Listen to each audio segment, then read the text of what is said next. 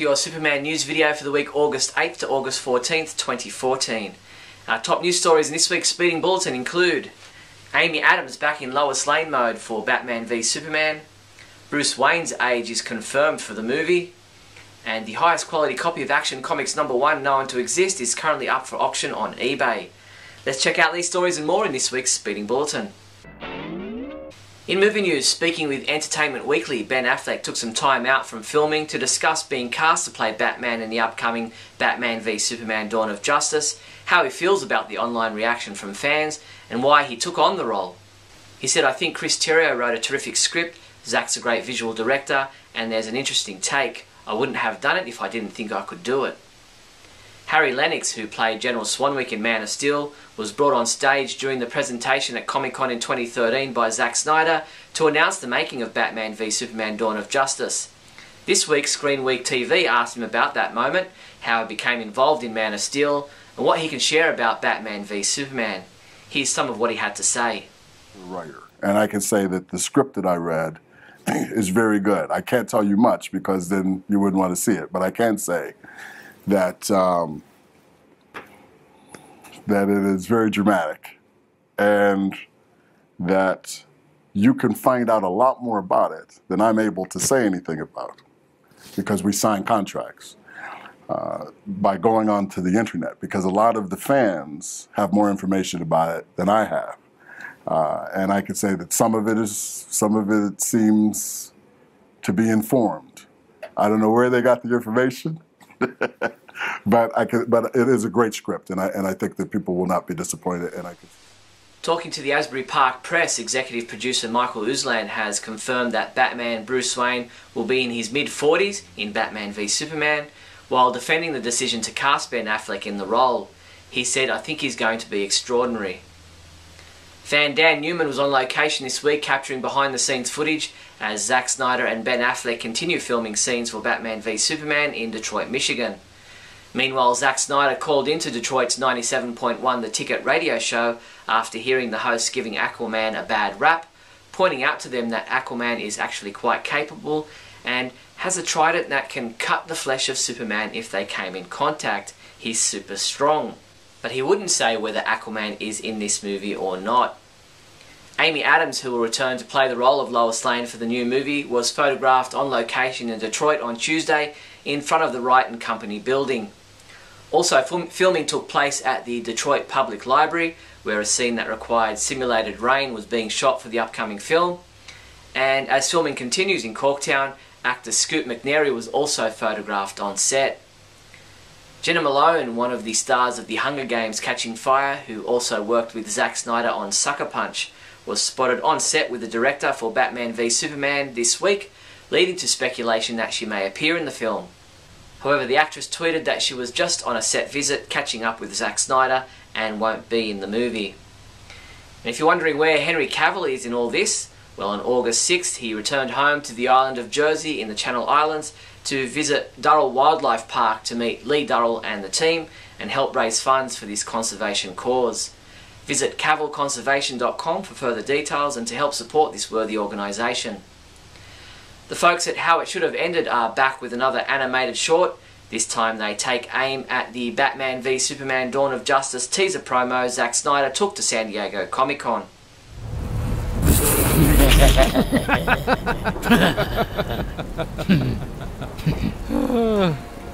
You want to go get some coffee? Yes. In TV news, Jim Nolt, Superman fan and creator of the Adventures Continue fan site, will host a luncheon honouring both George Reeves and Superman's co-creators Jerry Siegel and Joe Shuster, commemorating their 100th birthdays in 2014. Nolt will be hosting a luncheon Saturday, August 16th at the elegant Beverly Garland Hotel in North Hollywood. Special guests will include Siegel's daughter Laura Siegel, Jack Larson, who played Jimmy Olsen in the TV series, Jack O'Halloran and others. In comic book news, Newsarama.com caught up with Dan Jurgens to get some further insight into who the masked Superman is in the weekly series Future's End, with many calling into question the character's attitude. He said, "This Superman you're seeing now is more direct than the Superman you would have been familiar with 5 years earlier." Greg Pak spoke with comicbookresources.com about the impact of the Superman Doom saga and what it means for Clark Kent. He said part of this story is a test of Clark and how strong he is, not physically but emotionally. We're looking at how strong his heart is, how strong is that heroic spirit inside of him.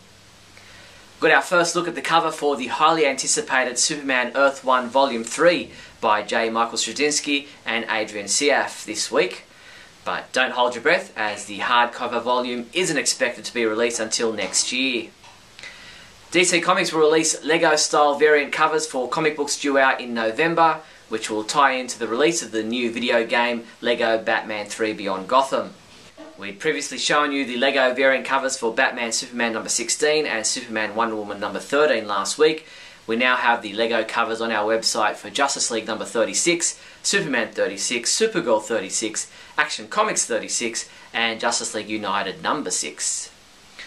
Newsarama.com spoke with Supergirl writer Tony Bedard, who has plans to give Kara a fresh start in October as she looks to rebuild a new life for herself, becoming a more confident and motivated superhero. He said that the biggest challenge he faces is trying to get her some friends, trying to get her a life, trying to give her a reason to use her powers for good that goes beyond just being Superman's cousin. John Romita Sr., father of current Superman artist John Romita Jr., and legendary artist in his own right, has come out of retirement to draw a variant cover for issue number 34 of the comic book that his son draws, which will be available August 27th. A restored copy of Action Comics number 1 with a CGC rating of very fine 8.0 was sold for $167,300, one of the highest prices ever paid for a restored comic book, to take top honours in the Heritage Auction's $5.18 million Comics and Comic Art Signature Auction, which took place between August 7th and 9th in Dallas. Meanwhile, an online eBay auction to sell the most well-preserved copy of the 1938 Action Comics number 1, known to exist, started Thursday, with the book expected to fetch over $3 million. The book is being sold by Darren Adams, who owns Pristine Comics in Federal Way, Seattle. 1% of the proceeds from the auction will be donated to the Christopher and Dana Reeve Foundation. Comic books we reviewed this week included Injustice Year 2, Chapter 18, which was reviewed by T.A. Hewitt, who said, "There's rarely a call from this reviewer for action, let alone mindless action, but Injustice isn't a book that's much more than that at the day's end, so let's have at it." And he gave this chapter a 3 out of 5. Matt Shaw reviewed Smallville Chaos Chapter 10, calling it another decent chapter in this tale, but a somewhat unsatisfying one, and he rated this a 3 out of 5. And we're running late on a few of our other reviews that should have been up by now, including the Action Comics and Superman Wonder Woman annuals, so we'll have those up for you on the site very soon. Superman comics available this week from August 13th include Infinite Crisis Chapter 13 digital comics, been available since August 11th. Injustice Year 2 Chapter 19 digital comic has been available since August 12th. Adventures of Superman number 14 second printing. Injustice Gods Among Us Year 2 number 9 print edition. Justice League United number 4, which is available in a variant selfie cover, a variant Canada cover, and a digital combo pack. New 52 Futures End number 15. Smallville Season 11 Chaos number 1 print edition. Superboy number 34 is the final issue. Superman Wonder Woman number 11, which is available in a variant selfie cover and a digital combo pack. World's Finest number 26, and Smallville Chaos Chapter 11 digital comic will be available August 15th. Check out these super cool school supplies: pens, pencils, USB drives, notepads, backpacks and more. Get a Man of Steel wide-ruled spiral notebook set with stickers for $16.95. And how about the Superman Deluxe 12-piece pencil pack for just $7.99? These and other great Superman school supplies are available from your one-stop Superman shop, the Superman homepage online store at supermanhomepage.com/shop. And in other news, kicking off Gamescom 2014, Lego Batman 3 Beyond Gotham is treating its fans to an out-of-this-world unveiling of exciting new playable characters, including fan favourites like Harley Quinn, Supergirl, Sinestro, Gorilla Grodd, Dick Grayson and more. They're also giving fans a first glimpse at a new level on planet Odom, home of the Blue Lantern Corps. You can pre-order Lego Batman 3 Beyond Gotham from our online store now for all the major gaming consoles. Superman megafan and Fox 2 News morning TV host Jay Towers met with speed painter Dave Santia, who painted his first ever Henry Cavill as Superman live for an upcoming Detroit charity event for the Capuchin Soup Kitchen. The 21st annual benefit on the Bay will take place on Friday, August 22nd at 5:30 p.m. in Michigan. And that's all the news there was for the week August 8th to August 14th. I'm Steve Younis from SupermanHomepage.com. Great Scott! Great Scott! Great Scott!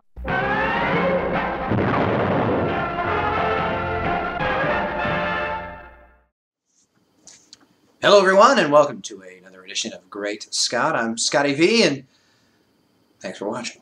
So I wanted to talk a little bit about my feelings on Zack Snyder, what he has told us in the past, and what looks like it might be happening as we move into Batman v Superman: Dawn of Justice. Now, once you hear the title, you kind of already know he's gone back on some of the things he said that he thought or felt about Superman when he was first filming Man of Steel.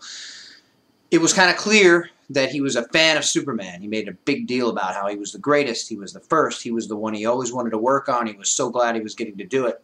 He wanted to express Superman in a way that hadn't been done before, and he really wanted to show this super powerful superhero as being the greatest and the first. And that's kind of what we got with Man of Steel. And now, with Batman v Superman, we are sort of being led to believe that this is going to be a physical battle between Batman and Superman. In which case, as I've already said, that doesn't make any sense just in general. And yes, they do those kind of things in the comics. Usually they have a reasoning behind them, a way that maybe somehow Batman can stand toe-to-toe with Superman. But in general, if they were both of sound mind and if they were both in this, able to control what they were doing, Superman wouldn't have any issue with Batman in any way whatsoever. And Batman should also be smart enough to know that he couldn't go up against Superman in any way whatsoever. But some of the rumors we're hearing about Batman breaking into Luthor Corp at the end of the movie to steal kryptonite, that could be possible. First of all, since it supposedly came from an extra who was working on the film, I'm pretty sure you're not supposed to go talking about that kind of stuff, and as an extra, a lot of times you're trying to get work later on and become an actual actor. I did a lot of extra work, didn't really lead anywhere, but when you're doing it, you're hoping that someone will see you, someone will sign you, someone will talk to you about something else, someone will give you vouchers to get you into SAG, these kinds of things.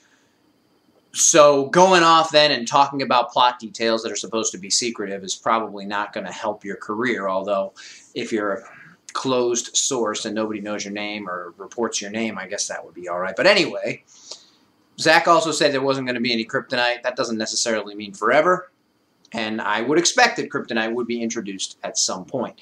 I don't like a Batman sneaking in to Luthor Corp to get it, because that seems to indicate that he still doesn't trust Superman and he thinks that he should be the one that's going to stop him. Also, I always hated that Lex in the original movies somehow knew that kryptonite was going to be something that was going to hurt Superman. First of all, he didn't know it was kryptonite. Second of all, if he did know it was kryptonite, in other words, a meteorite from the planet Krypton, which there'd be no way to figure out just by stealing it from somewhere, how would he know that that would hurt him anyway? And how did he then know that it was kryptonite? Or how did he know that it came from his planet? And why would a piece of his planet hurt him? And why would he think that it would? I understand, oh, well, Lex is a genius, but that still doesn't explain how he could know all of that stuff, or how anybody would know that, or how they would know exactly where it came from, or that it came from Superman's planet. The other thing that we do seem to have an idea that's happening, and that is Bruce Wayne is rescuing children in broken down Wayne Corp housing units of some kind, or businesses that are owned by Wayne, somewhere during destruction.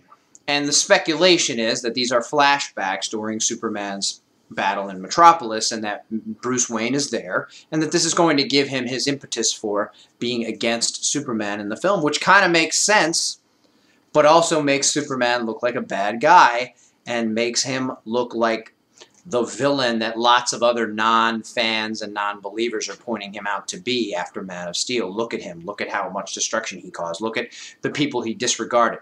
Now Zack's going to go in and point it out to them, prove to them that they're right, give them what they've been complaining about from the beginning, instead of saying, look, these are some scenes we didn't see of Superman saving people, of people not needing to be saved because they were already evacuated. You know, most of that part of the city ran out of there when the gravitron beam started hitting everybody. So I'm a little concerned, and, you know, his little laugh when someone asked him in 2012 who would win between Batman and Superman. This is a silly question. This is Superman we're talking about. Batman has no shot. And now it kind of seems like maybe he's going back on that. But I think I've said a lot of this before, but we do have some of these interesting rumors going around. Some of it I kind of like the idea of, but I don't like making Superman look like the bad guy. Thanks, everybody, for watching. And remember, always look up in the sky.